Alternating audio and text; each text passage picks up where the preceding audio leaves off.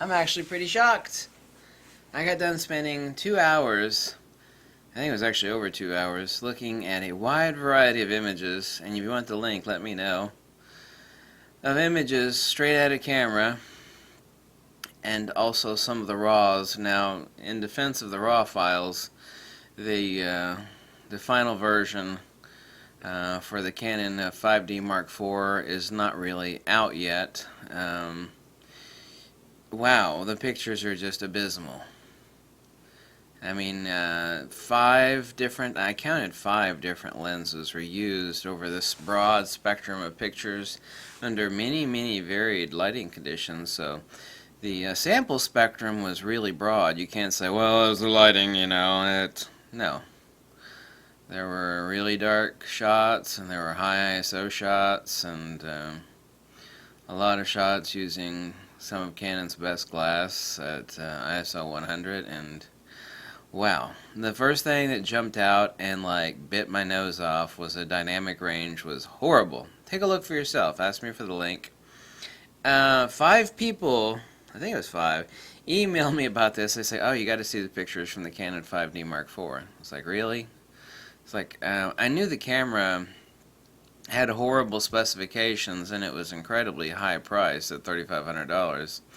Let's take into consideration now that right now the Nikon D810 is $2,000. Oh, actually $1,999. These images are horrible.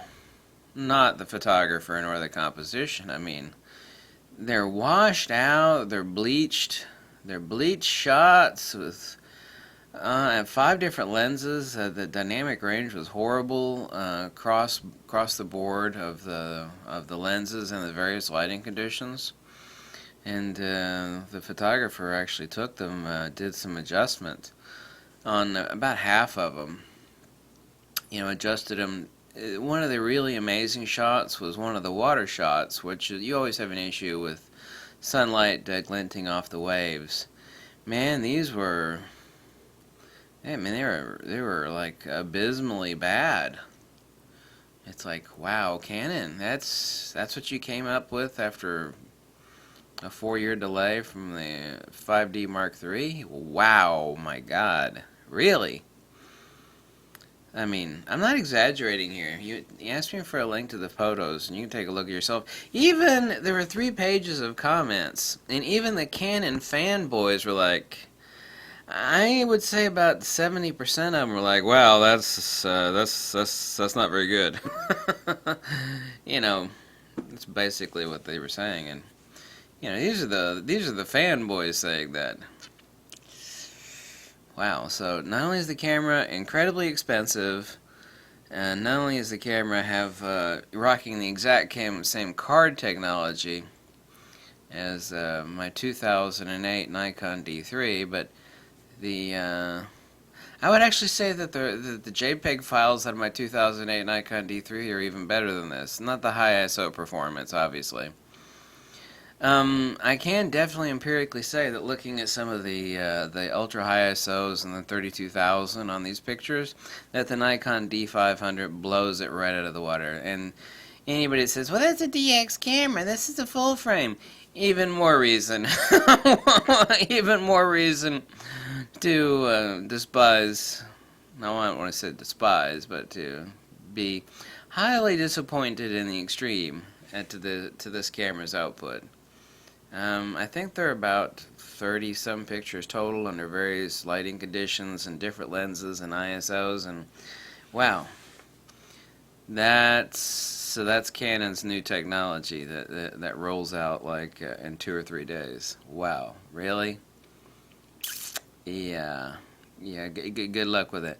Yeah, hey, Canon folks, by the way, Fuji's always open shop. You could always jump ship there, or Nikon.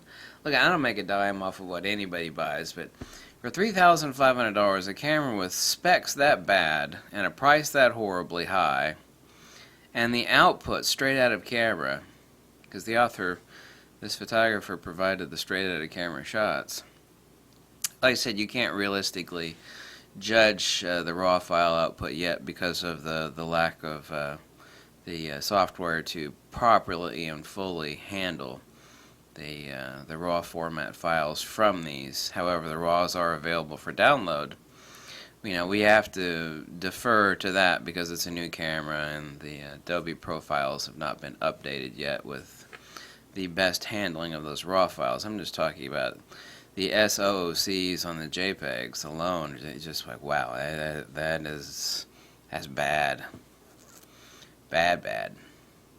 I honestly thought, like, everybody else was attacking me, like, oh, you're just bitching about this camera because the price is high and the specifications are awful, which they are.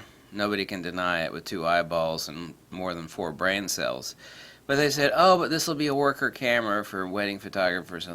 Yep, well, when those awful pictures rolled out, that kind of put the end to that argument, put the kibosh on that as well. So, yeah, it's okay. Let's forget about the price and the bad specs, and let's look at the output of this camera. Whoa. And if anybody was holding any delusions that the dynamic range was better on this new camera, it's like, oh, Canon was kind of always famous for bad dynamic range. Well, don't worry, it has stayed the same. No bueno.